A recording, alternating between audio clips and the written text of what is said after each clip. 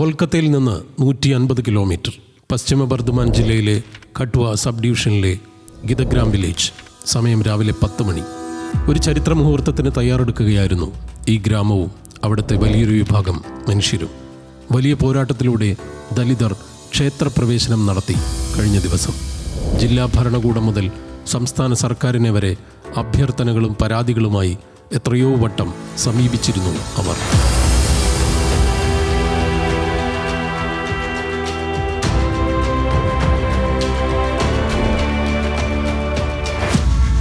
ഒരു ക്ഷേത്രപ്രവേശനത്തിന് വേണ്ടി സ്വാതന്ത്ര്യം നേടി 78 വർഷം കഴിഞ്ഞിട്ടും ഏറെ കാത്തിരിക്കേണ്ടി വന്നു, പോരാടേണ്ടി വന്നു എന്നതാണ് ഇന്ത്യൻ ദുര്യോഗം, രാജ്യത്തിൻ്റെ മതേതര ചരിത്രത്തിലെ കളങ്കം. ഏതായാലും ദരിദ്രരും ദളിതരുമായ ഒരു കൂട്ടം വിശ്വാസികൾ ഗിതഗ്രാമിലെ ക്ഷേത്രത്തിൽ പ്രവേശിച്ചു, പൂജ നടത്തി, ചരിത്രം തിരുത്തിക്കുറിച്ചു. കാലങ്ങളുടെ ഉച്ചനീചത്വത്തിനുള്ള മറുപടിയെന്നോണം. പക്ഷേ അതിന് വലിയ സന്നാഹം പോലീസ് ഒരുക്കേണ്ടി വന്നു. കനത്ത സുരക്ഷ. ഗിതഗ്രാമിലെ ദളിത് മേഖല ദാസ്പാറയിൽ നിന്നുള്ള ക്ഷേത്രപ്രവേശന യാത്രയെ പോലീസ് അനുഗമിച്ചു. ആക്രമണ സാധ്യത കണക്കിലെടുത്ത് റാപ്പിഡ് ആക്ഷൻ ഫോഴ്സും പോലീസും ബാരിക്കേഡും സുരക്ഷയും തീർത്താണ് ദലിതർ അമ്പലത്തിലെ 16 പടികൾ കയറിയെത്തിയത്. ഇതുതന്നെ ഈ രാജ്യം എവിടെ എത്തി നിൽക്കുന്നു എന്നതിൻ്റെ കൂടി സൂചനയാണ്.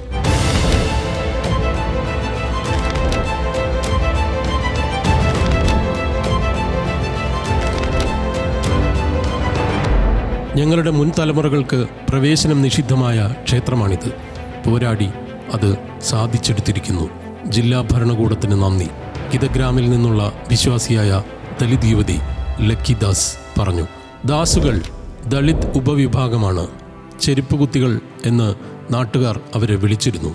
ശന്തനുദാസ്, ലക്ഷ്മിദാസ്, പൂജാദാസ്, സസ്തിദാസ് എന്നിവരാണ് ചരിത്രപ്രവേശനം നടത്തിയ 5 ആദ്യ ദളിത് സ്ത്രീകൾ ഈ ക്ഷേത്രത്തിൽ. 2000 കുടുംബങ്ങളുള്ള ഗ്രാമത്തിൽ 130 ദളിത് കുടുംബങ്ങളിലായി 550ഓളം പേരുണ്ട്. കഴിഞ്ഞ വർഷം ക്ഷേത്രത്തിലെത്താൻ ശ്രമിച്ചെങ്കിലും തടയപ്പെട്ടു. പലവട്ടം മടങ്ങേണ്ടി വന്നു. ഇത്തവണ അത് സാധിച്ചിരിക്കുന്നു, സസ്തിദാസ് പറഞ്ഞു. 200 വർഷത്തോളം പഴക്കമുണ്ടെന്ന് കരുതുന്ന ഗിതേശ്വർ ശിവക്ഷേത്രത്തിലേക്ക് പ്രവേശനം നിഷിദ്ധമായതിനാൽ ഏറെക്കാലമായി ദലിതർ പ്രതിഷേധത്തിലായിരുന്നു. കഴിഞ്ഞ ശിവരാത്രി ദിനത്തിലും പ്രവേശനം ലഭിച്ചില്ല. ദലിതർ പ്രവേശിച്ചാൽ ക്ഷേത്രം അശുദ്ധമാകുമെന്നായിരുന്നു ക്ഷേത്ര നടത്തിപ്പുകാരുടെയും പൂജാരിയുടെയും നിലപാട്. ഛോട്ടാ ജാത് എന്ന് വിളിച്ചുകൊണ്ടായിരുന്നു അധിക്ഷേപങ്ങൾ കേട്ടതത്രയും. ഈ ഫെബ്രുവരി 24-ന് സമാന സാഹചര്യം തുടരുമെന്ന് അവർ കുറിപ്പുള്ളതിനാൽ ജില്ലാ ഭരണകൂടത്തെ പരാതിയുമായി സമീപിച്ചു. കഴിഞ്ഞ വർഷം പൂക്കളും പഴങ്ങളുമായി ക്ഷേത്രത്തിലെത്താൻ ശ്രമിച്ചവർ ഭീഷണിപ്പെടുത്തലിൻ്റെ പേരിൽ തിരിച്ചയക്കപ്പെട്ടതാണ്. അതിനെക്കുറിച്ച് 58 വയസ്സുകാരി കല്യാണി ദാസ് തന്നെ പറഞ്ഞു. നിയമത്തെക്കാൾ കാലങ്ങളായുള്ള പാരമ്പര്യവും ആചാരവും തെറ്റിക്കാനാവില്ലെന്നായിരുന്നു ക്ഷേത്ര കമ്മിറ്റിക്കാരുടെ വാദം. ഭൂരിപക്ഷ വിശ്വാസികളുടെ വികാരം വ്രണപ്പെടുത്തേണ്ട കാര്യമില്ലെന്ന് ഗ്രാമത്തിലെ ക്ഷേത്ര ഭാരവാഹി രാംപ്രസാദ് ചക്രവർത്തി അടക്കം പറയുകയും ചെയ്തു. പക്ഷേ ദലിതരുടെ പരാതി കേട്ട ജില്ലാ കളക്ടർ കട്വ സബ് ഡിവിഷണൽ ഓഫീസർ മുഖേന യോഗം വിളിച്ചു. അമ്പല കമ്മിറ്റി ഭാരവാഹികളോട് വിലക്ക് നീക്കാൻ ശക്തമായി ആവശ്യപ്പെട്ടു. ബ്ലോക്ക് ഡെവലപ്മെൻറ്റ് ഓഫീസറും തൃണമൂൽ നേതാവും മംഗൾകോട്ട് MLAയുമായ അപൂർവ ചൗധരിയും യോഗത്തിനെത്തി. തൃണമൂൽ സർക്കാർ നടപടിക്ക് നിർദ്ദേശം നൽകി. നേതാക്കളും ഉദ്യോഗസ്ഥരും ഭരണഘടനാ ലംഘനം അനുവദിക്കില്ലെന്ന നിലപാടെടുത്തതോടെ ക്ഷേത്രപ്രവേശനം സംബന്ധിച്ച ഉത്തരവിറങ്ങി. തുടർന്ന് പോലീസ് സുരക്ഷയിൽ ക്ഷേത്രപ്രവേശനവും നടന്നു.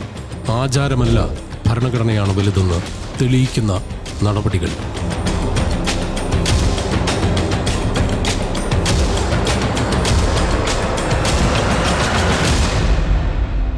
കട്വ സബ് ഡിവിഷണൽ ഓഫീസർ അഹിംസ ജെയിൻ പറഞ്ഞതിങ്ങനെ: 21-ാം നൂറ്റാണ്ടിൽ അംഗീകരിക്കാനാകുന്ന കാര്യങ്ങളല്ല ഇത്. തുല്യാവകാശം ഭരണഘടന ഉറപ്പുവരുത്തുന്നുണ്ട്, ആരാധനാ സ്വാതന്ത്ര്യമടക്കം. ഇക്കാര്യത്തിൽ സർക്കാർ നിലപാട് കൃത്യമാണ്. ഈ വാക്കുകളുടെ ബലമായിരുന്നു ബംഗാളിലെ ഈ ഉൾഗ്രാമത്തിലെ ദളിത് ചരിത്രയാത്രയുടെ ഊർജവും. പക്ഷേ രാജ്യം സ്വാതന്ത്ര്യം നേടിയിട്ട് 78 വർഷങ്ങൾ കഴിഞ്ഞു എന്ന കാര്യം മറന്നുപോകരുത്.